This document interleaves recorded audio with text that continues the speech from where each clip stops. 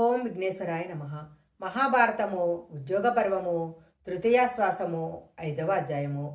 విదురుడు అత్యంత ఆదరంగా భక్తి శ్రద్ధలతో శ్రీకృష్ణునికి మర్యాదలు చేసి విందు భోజనం సమకూర్చాడు. విందు పూర్తి అయిన తర్వాత విశ్రాంతిగా శ్రీకృష్ణునితో, కృష్ణ, దుర్యోధనుడు దురభిమాని, నీచుడు, దుష్టబుద్ధి. అతడు నీ మాట వింటాడా? అతడు తన 11 అక్షౌహిణుల సైన్యాన్ని చూసి గర్విస్తున్నాడు. కర్ణుడు ఒక్కడే విజయం చేకూరుస్తాడని నమ్ముతున్నాడు. నువ్వు వస్తున్నావని విని నీ మాట వినకూడదని పాండవులకు రాజ్యభాగం ఇవ్వక ఈ భూమినంతా తానే ఏలుకోవాలని చూస్తున్నాడు. రాజసూయ యాగంలో ఓడిన రాజులంతా ఇక్కడ చేరారు. వారంతా ఒక్కటే పాండవులకు వ్యతిరేకంగా యుద్ధం చేయటానికి సిద్ధమయ్యారు. కనుక సంధి పొసగదు. కౌరవులకు చేటుకాలం సమీపించింది. అందుకే కయ్యానికి కాలు దువ్వుతున్నారు. ఆ దుర్మార్గుల ఎదుట కూర్చొని వారు కూయు కారుకోతలు విని వారి చేతుల్లో అవమానపడటం మంచిది కాదు. కాబట్టి నువ్వు కురుసభకు వెళ్ళవద్దని నా అభ్యర్థన అన్నాడు. దానికి సమాధానంగా శ్రీకృష్ణుడు, నువ్వు నా హితం కోరి చెప్పినా నేనెందుకు వచ్చానో వారికి తెలియాలి. వారి మనసులో ఉన్నది తెలుసుకొని దానికి అనుగుణంగా చెయ్యాలి కదా. దుర్యోధనుని దుర్మార్గం నాకు తెలుసు. ఈ సంధి పసుగదని కూడా నాకు తెలుసు.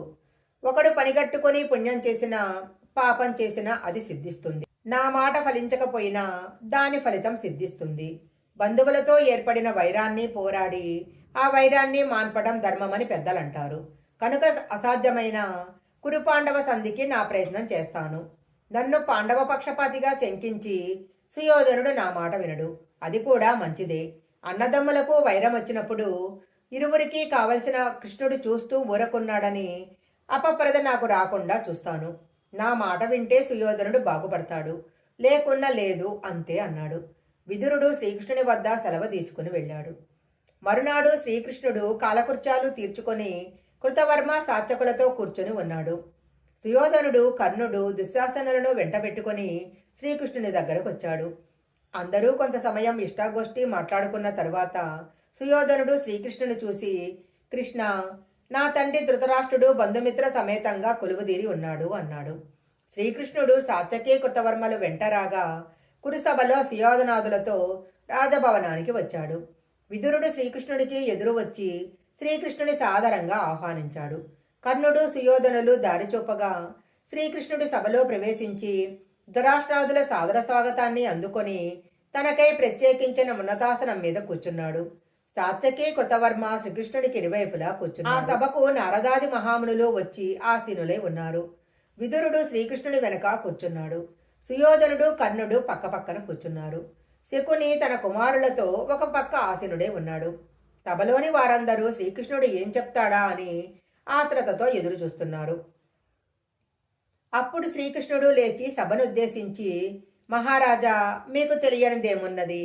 అయినా భరతవంశం క్షేమం కోసము ఇరు కుటుంబాలకు మేలు కలిగేలా నాకు తోచినది చెప్తాను. మీ భరతవంశం ధర్మము, సత్యము, కరుణ, ఐకమత్యము కలిగి ప్రసిద్ధి చెంది ఉంది. అట్టి వంశంలో నువ్వు, నీ సహోదరుడైన పాండురాజు జన్మించారు. కనుక నీ పుత్రులు, పాండుపుత్రులు పాలు నీళ్ల వలె కలిసి ఉండకపోతే అప్రతిష్ట పాలు కావలసి ఉంటుంది. అలా నడిపించవలసిన బాధ్యత నీది. అయినా నీకు నీ కుమారుడు, పాండుకుమారులు సమానమే కదా. ఈ కురువంశము నీవే పెద్దవి కాబట్టి నీ వంశం యొక్క మంచి చెడులకు నువ్వే బాధ్యుడవు. ఇరువు కుటుంబాల యోగక్షేమం దృష్టిలో పెట్టుకుని మెలగాలి. కానీ నీ కుమారుల నడవడి మంచిది కాదు. వారు ధర్మం తప్పి బంధుమిత్రులను బాధకు గురిచేస్తున్నారు. కౌరవులు, పాండవులు సఖ్యతతో ఒకే మార్గంలో పయనించటం అందరికీ మంచిది. అలా కాకుండా యుద్ధం సంభవిస్తే వినాశనం తప్పదు. కాబట్టి ఇరుపక్షాలకు సంధి చేయటం మంచిది. అది నీ చేతుల్లోనే ఉంది. ఇక బలబలాలకు వస్తే భీమార్జునులతో యుద్ధం చేయటానికి మీ పక్షంలో ఎవరున్నారో చెప్పు. ఇక్కడ ఉన్న భీష్మద్రోణులను ఎదుర్కొనే వాళ్ళు వారి పక్షంలో లేరు. ఇరుపక్షంలో వారు చనిపోవడం కంటే సంధి మేలు కదా. కురు సామ్రాట్టువైన నువ్వు నీ కుమారులైన కౌరవ పాండవులలో ఒకరి పట్ల శత్రుత్వం ఉపేక్షించటం తగదు. నీ ఉపేక్ష భూప్రజలందరికీ చేసే ద్రోహము.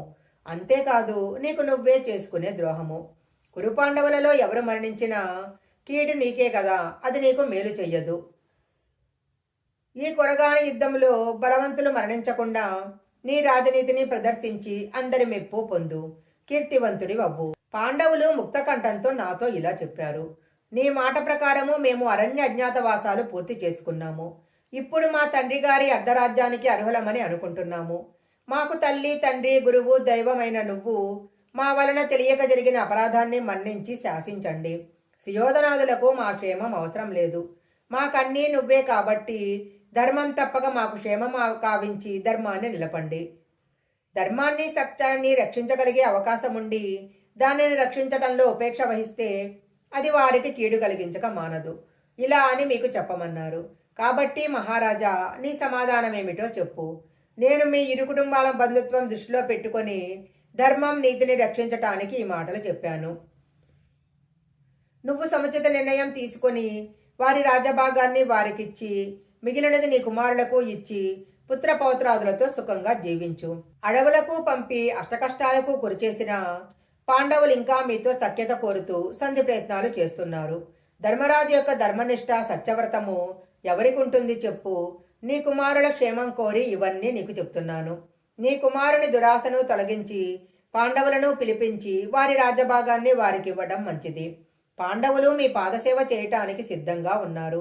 నీకు అది ఇష్టం లేకుంటే యుద్ధానికి కూడా వారు సిద్ధమే.